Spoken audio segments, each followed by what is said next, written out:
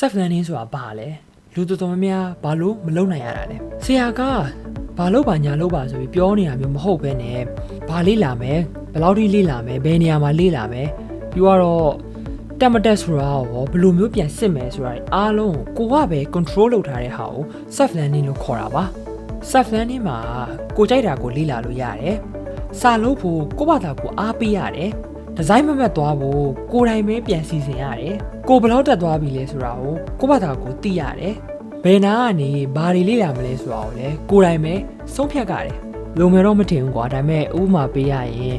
coding ကို YouTube ကနေ tutorial တွေကြည့်ပြီးတော့လေ့လာတာ internet ပေါ် documentation တွေ live ဖတ်တာနောက်ပြီးတော့အင်္ဂလိပ်စာကိုသင်တန်းတွေလိုက်တက်တာမဟုတ်ဘဲနဲ့ application တစ်ခုကနေကိုယ့်ဘာသာကိုလေ့လာတာတွေကို self learning လုပ်တယ်လို့ခေါ်တာပါဆိုတော့ကျွန်တော်အပါအဝင်လူတော်တော်များများကဘာလို့ self learning ကိုကြိုက်ကြလဲကြိုက်တဲ့နေရာမှာကြိုက်တဲ့အချိန်ထပြီးလေ့လာလို့ရတယ် class တွေမှာလို့မဟုတ်တော့ပြန်ကြည့်ချင်ပြန်ကြည့်လို့ရတယ်နားမထောင်ချင်လည်းကြော်ပြစ်လို့ရတယ်အင်တာနက်ပေါ်မှာအရာရာရှိပြီးသားဆိုတော့ဈေးလည်းပေါ်တယ်လေပြီးတော့တခါတည်းအများကြီးလေ့လာလို့လည်းရတယ်ပြီးတော့ကိုမသိတာတွေကြုံလာလို့ရှိရင်လည်းကိုထူကိုထပဲဖြေရှင်းရတာဆိုတော့အကျင့်ကောင်းလေးတွေလည်းဖြစ်တာပေါ့ဒါမဲ့လူတိုင်းမလုပ်နိုင်ဘူးဘာလို့လဲနံပါတ်1ရည်ရွယ်ချက်ပြည့်ပြည့်သားသားမရှိတာ programming ဖတ်မယ် IT လေ့လာမယ် data science သင်မယ်ဘယ် level လောက်ထိလဲဘယ်တော့အပြီးလဲနောက်ဆုံးဘာလို့လဲအဲ့လိုမျိုးပြည့်ပြည့်သားသားမရှိလို့ရှိရင်တပတ်လောက်ဆိုရင်လှုပ်ချင်စိတ်ရှိမှာမဟုတ်တော့နံပါတ်2စနစ်မရှိတာ tutorial လေးတွေ lecture video လေးတွေ3-4ပုတ်ကြည့်လိုက်ပြီးရင် project လေးထားလုပ်လိုက်ပြီးရင် channel တစ်ခုပြောင်းသွားလိုက်နောက် topic တစ်ခုပြောင်းသွားလိုက်ဆိုတော့တဖြည်းဖြည်းနဲ့ကွာ knowledge ပဲများလာမယ်ကွာဒါပေမဲ့တကယ်တက်ကျွမ်းတဲ့ skill တစ်ခုမှရလာမှာတော့မဟုတ်ဘူးနံပါတ်3ဘယ်သူမှဘေးကနေစောင့်ကြည့်နေတဲ့လူမရှိတော့အုံတော့ကနေပြီးတော့နောက်မှလုပ်ပါမယ်လေဆိုပြီးတော့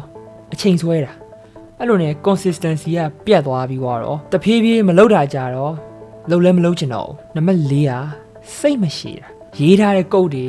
run လို့မရတဲ့အချိန်ပြီးသင်ခန်းစာတွေအရန်ခက်တဲ့အချိန်ပြီးတော့ကိုက concept တစ်ခုကိုနားမလည်နိုင်တဲ့အချိန်ဘေးကနေ live ပြီးတော့ရှင်းပြပေးမယ် guide မရှိတော့တော်ပြီကွာဆိုပြီးတော့မလုပ်ချင်တော့နောက်တစ်ခုက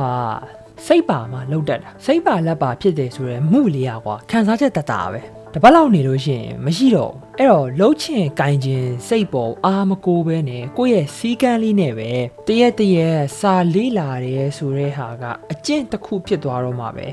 self learning ကအဆင်ပြေတာကွာနောက်တစ်ခုကကြတော့လေစာလေးလာနေတဲ့အခါမှာတယောက်တည်းလိုမျိုးကြီးခံစားသွားရတာကွာcommunity မရှိတော့ပြင်းတယ်စကားပြောပေါ်လေးဖြစ်ဖြစ်မတိရလေးမေးပေါ်လေးဖြစ်ဖြစ်တော့လိုချင်တာကွာအဲ့လေးမရှိတော့စာလို့ရတာတော်တစ်ပြက်နဲ့ပြင်းလာအောင်နောက်ဆုံးတစ်ချက်ကကြတော့တေချာပြန်အသုံးမချနိုင်တာကွာသင်ခန်းစာတွေကြည့်ပြီးတော့လေးလာတယ်ပြီးွားတယ်တက်သွားပြီဆိုပြီးတော့တကယ်ကြတော့ဘာမှသူမသင်ယူသွားဘူးကွာတခုခုပြန်ဖန်တီးနိုင်တာမျိုးမရှိဘဲနဲ့ကိုသိထားတဲ့ဗဟုသုတ knowledge ကနေပြီးတော့တက်မြောက်သွားတဲ့ skill ဆိုတဲ့ဟာဘယ်တော့မှဖြစ်မလာဘူးကွာအဲ့တော့ self learning ကိုပေါမြောက်မြောက်ဖြစ်အောင်ဘယ်လိုလုပ်မလဲအရေးကြီးဆုံးကတော့ရည်ရွယ်ချက်ပြက်ပြက်တသားရှိဖို့ပါဥပမာ HTML နဲ့ CSS ကိုသုံးပြီးတော့ကိုယ့်ရဲ့ portfolio website ကိုရက်30နဲ့ရေးတက်အောင်လေ့လာမယ်စသဖြင့်ပေါ့နော်နောက်တစ်ချက်ကကိုသွားမဲ့လမ်းကြောင်းကိုရှင်းရှင်းလင်းလင်းပြက်ပြက်သားသားသိတာဆိုတော့ဥပမာပြောရရင်ဒီဟာလေ့လာမယ်ဒီဟာပြီးပြီဆိုလို့ရှိရင်တခုခုလုပ်ကြည့်မယ်ပြန်အသုံးချကြည့်မယ်လေ့ကျင့်မယ်ပြောရရင်နောက်တစ်ဆင့်တက်မယ်ပြီးဘာပြီးဘာလုပ်မယ်ဆိုတာမျိုးကိုကစနစ်တကျရှင်းရှင်းလင်းလင်းသိထားတာမျိုးနောက်တစ်ချက်ကတော့ကျွန်တော်အမေပြောနေကြအချက်ဗျာပြင်းပြင်းထန်ထန်အကြိုက်လုပ်တာထက်ကွာတရက်ပုံမှန်လေးပဲသွားဆိုတာမျိုးဟိုမှာတရက်စာသနာကြီးလုပ်မယ်ဒါပေမဲ့နေတိုင်းလုပ်မယ်ဗျာဆိုတော့တရက်ကိုအများကြီးမပြီးပြီမဲ့ပုံမှန်လုပ်ရတဲ့အတွက်ကြောင့်မလို့တစ်ချိန်ကြာလို့ရှိရင်တော့အများကြီးပြောင်းလဲသွားလိမ့်မယ်ကွာနောက်ဆုံးအရေးကြီးဆုံးက project based learning တခုခုကိုသင်နေတဲ့အချိန်မှာကွာဒီဟာကိုငါဘယ်နေရာမှာပြန်အသုံးချမယ်ဆိုတဲ့မျိုးစိတ်ကူးလေးနဲ့ဖြစ်ဖြစ်ကွာရည်မှန်းချက်လေးနဲ့ဖြစ်ဖြစ်သင်တာဟာအများကြီးအထောက်အကူဖြစ်တယ်ကွာဥပမာကျွန်တော်ဆိုလို့ရှိရင် IT coding နေလေ့လာတော့ဆိုလို့ရှိရင်ငါဒီနေရာမှာပြန်ပြီးတော့တုံးချလို့ရတယ်ဒါလေးကိုငါဒီနေရာမှာပြန်သုံးလို့ရတယ်ဆိုပြီးတော့ဗျာကျွန်တော်လေ့လာတယ်ပြီးတော့ကျွန်တော်ဘာသာစကားလေ့လာတော့ဆိုလို့ရှိရင်လည်းအဲ့တော့ဟိုဘုဒ္ဓမှာတိတ်ပြီးတော့အပြန်လှန်ပြောနေလို့တော့မရအောင်ဒါပေမဲ့စိတ်ကူးလေးထဲမှာငါဘယ်လိုမျိုး topic ကိုပြောမယ်အဲ့လိုပြောမဲ့နေရာမှာထ ထည့်ပြီးသုံးလို့ရမယ်ဒီစကားလုံးကိုဒီလိုပတ်တန်းလေးကိုစသဖြင့်တခုခုပြန်ဖန်တီးဖို့ဆိုတဲ့စိတ်လေးနဲ့လေ့လာတာကတကယ်စာတတ်ပါတယ်နောက်ဆုံးကျွန်တော်လုပ်နေတဲ့အကျင့်လေးတစ်ခုကိုကျွန်တော်ပြပြမယ်အဲ့ဒါဘာလဲဆိုတော့ self learning လုပ်တဲ့လူတယောက်အနေနဲ့တရက်အကျင့်သေးသေးလေးတွေလုပ်သွားတာကွာအများကြီးကြီးမမဟုတ်ဘူးကွာ